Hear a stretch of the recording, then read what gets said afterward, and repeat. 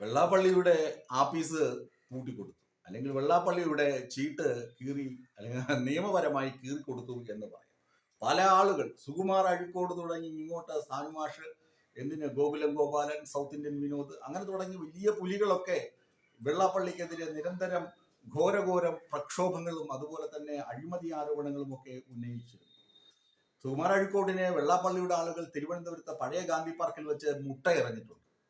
ഇതൊക്കെ എനിക്ക് കൃത്യമായി അറിയാം. കാരണം അന്ന് ആ വൈകുന്നേരം നടക്കുന്ന പരിപാടിക്ക് തൊട്ടു മുന്നേ ഉച്ചയ്ക്ക് സുകുമാർ അഴീക്കോടിന്റെ അഭിമുഖം, അന്ന് ഞാൻ സൂര്യ ടി വിയിലായിരുന്നു. സൂര്യ ടി വിയിൽ ആ ഇന്റർവ്യൂ ഞാൻ എടുക്കുകയും വാർത്തയിൽ കൊടുക്കുകയും ചെയ്തിരുന്നു ഉച്ചയ്ക്ക്. ആ വാർത്ത കേട്ടതോടുകൂടി സുകുമാർ അഴീക്കോടിന്റെ പരിപാടി അലമ്പാക്കാൻ വേണ്ടി പോയി മുട്ട എറിഞ്ഞവരാണ് വെള്ളാപ്പള്ളിയുടെ കിടുതാപ്പികൾ.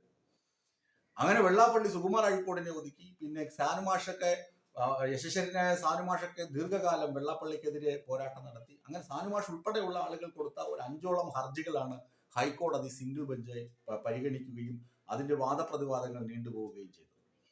ഇതിന്റെ പ്രധാന പ്രശ്നമെന്ന് പറയുന്നത് 3 പതിറ്റാണ്ടായി SNDPയുടെ നേതൃത്വം ഏറ്റെടുത്ത വെള്ളാപ്പള്ളി അദ്ദേഹത്തിനും അദ്ദേഹത്തിന്റെ കുടുംബത്തിനും വേണ്ടിയാണ് പ്രവർത്തിച്ചിരുന്നത്. അദ്ദേഹത്തിന്റെ ഇല്ലീഗൽ ബിസിനസ്സുകൾ, അദ്ദേഹത്തിന്റെ ലീഗൽ ബിസിനസ്സുകൾ ഒക്കെ സംരക്ഷിക്കുന്നതിന് വേണ്ടി സമുദായത്തെ ഒറ്റുകൊടുക്കുകയും ഗുരുദേവന്റെ വചനങ്ങളെ അവമതിപ്പോടുകൂടി പ്രചരിപ്പിക്കുകയും ചെയ്തു എന്ന് പച്ചയ്ക്ക് വിളിച്ചു പറഞ്ഞവരാണ് ഈ വെള്ളാപ്പള്ളിയുടെ വിമതപക്ഷത്ത് നിൽക്കുന്ന ആളുകൾ.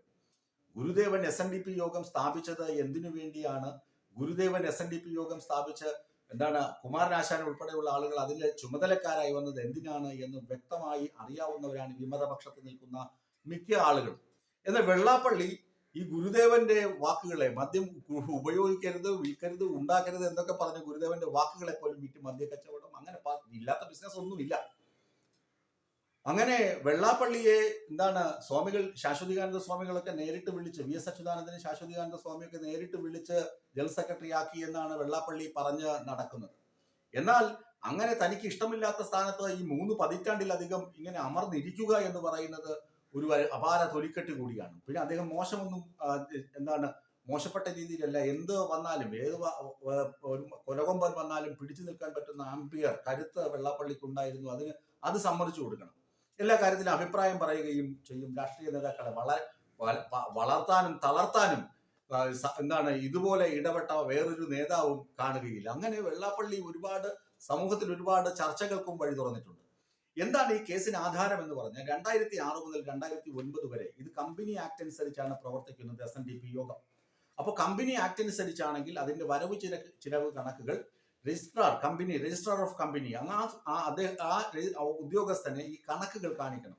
അങ്ങനെ 3-4 വർഷം തുടർച്ചയായി കണക്കുകൾ ബോധിപ്പിക്കാതെ വന്നപ്പോഴാണ് പരാതി ഉയരുന്നത്. അങ്ങനെ കോടതി പരിശോധിച്ചിട്ടാണ് ജനറൽ സെക്രട്ടറി ആയിരിക്കാൻ താങ്കൾ യോഗ്യനല്ല എന്ന് പറഞ്ഞ് അദ്ദേഹത്തെ പുറത്താക്കുന്നത്, നിഷ്കാസിതനാക്കുന്നത്. അതുപോലെ തന്നെ അദ്ദേഹത്തിന് ഒപ്പമുള്ള ഭരണസമിതി, പ്രസിഡന്റും വൈസ് പ്രസിഡന്റും എല്ലാം, ഡയറക്ടർ ബോർഡ് മുഴുവൻ അസാധുവാക്കുകയും അവരെ പിരിച്ചുവിടുകയും ചെയ്തു. ചുരുക്കി പറഞ്ഞ SNDPയിൽ ഒരു ശുദ്ധികലശം നടത്താൻ കോടതി വിധി വേണ്ടി വന്നു എന്ന് പറയാം.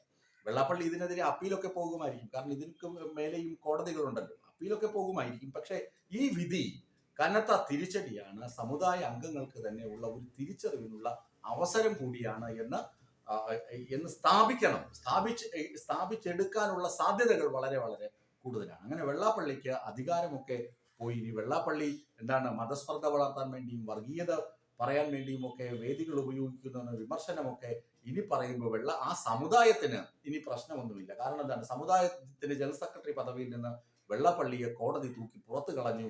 അതുകൊണ്ട് വെള്ളാപ്പള്ളി ഇനി എന്ത് പറഞ്ഞാലും ആ സമുദായത്തിന് നാണക്കേട് ഉണ്ടാവുകയില്ല എന്ന് സമുദായ അംഗങ്ങൾക്ക് ആശ്വസിക്കുകയും ചെയ്യാം.